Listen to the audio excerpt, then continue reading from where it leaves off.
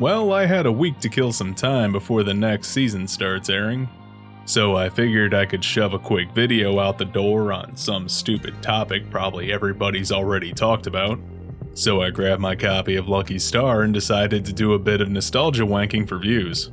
But then this weird sound came out of my TV that scared and infuriated me. Like words I could actually understand. It was clearly possessed and needed disposed of. So while I wait for my new TV to arrive from Amazon, hashtag not sponsored, I thought I could talk about that quirky little oddity that is the Lucky Star dub.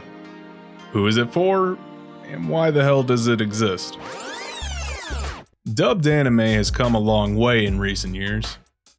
No joke, it's easy to forget just how bad it used to be. We're in an age now where dialogue is reasonably realistically paced, apt word choice, and line delivery is spot on. Compare that to the 90s where anime was, well... It's over 9,000! What, 9,000? There's no way that can be right! Can it? I think it's right. I'm just living in dead memes at this point.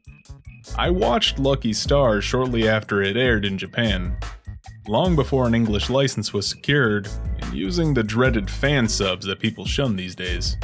I know, I'm just one step removed from Zombie Hitler at this point, but it was a different time back then, I swear.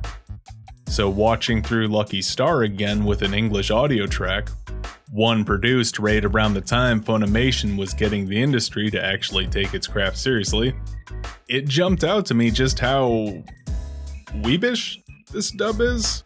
I've never seen something so cringe-inducing, yet completely cognizant of its target demographic in such a profound way before in my entire life. Kona-chan, that was so amazing. You're so smart, Miyuki-san. Are you ready to have lunch with us, Yuki-chan? Ole-chan, may I please change the channel? How about Kagami-sama? That's English voice actors using Japanese honorifics. And that's common throughout this dub. Which strikes me as an odd choice because most dubs to that point, San was translated to Miss and Chan was generally ignored. Pretty standard practice, even today. At least with the ignoring honorifics part. And I know that's weird to harp on, but for someone who has been watching anime for as long as I have, and has spent an inordinate amount of time around anime nerds, hearing these honorifics used in conjunction with English is both triggering and disturbingly comforting. It's sort of surreal to see your high school anime club come to life for a brief second, with what feels like nerds voicing a nerdy show aimed at bigger nerds. But there's also parts of this dub where jack shit is explained to the audience for references the casual viewer would not get. And I don't mean like anime references, but cultural ones. Stuff some fansubber would spend 2 seconds copying and pasting a line from Wikipedia to flash at the top of the screen. But this dub just sort of embraces those moments and rolls with it. There's a ton of faith put into the audience that if you're watching this dub, you like the show already. Somehow, some way, there's a lot of effort put into this one that really didn't need it. Lucky Star was never going to be a financial success over in the States, but locking in voice talent to secure some reference congruity with the Japanese dub, bringing in the other voice talent from Haruhi to have their cameo roles, and leaning into the weebish nature this show puts off, gives this dub a weird amount of personality that makes it charming in its own way. There's a sense that the team behind it went above and beyond, when they could have just as easily hobbled together a quick dub, since the sales from the DVDs of this didn't do that well to justify this much effort. Understand that this dub was produced in mid-2008, almost a year after the series wrapped in Japan, by a publisher that was already struggling financially.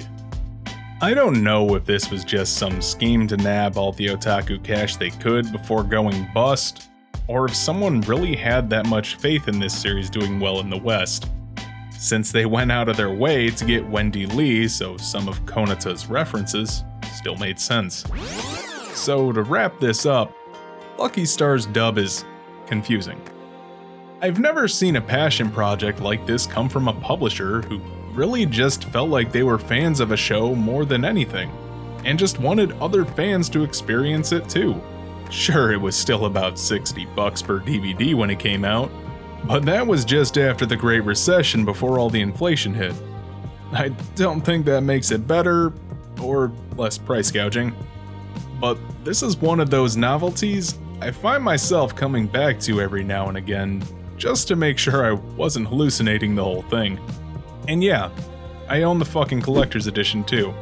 So, I guess this is the epitome of supporting the official release. Pretty cool. What the fuck? Oh no. Oh no. My life is a lie. Fuck!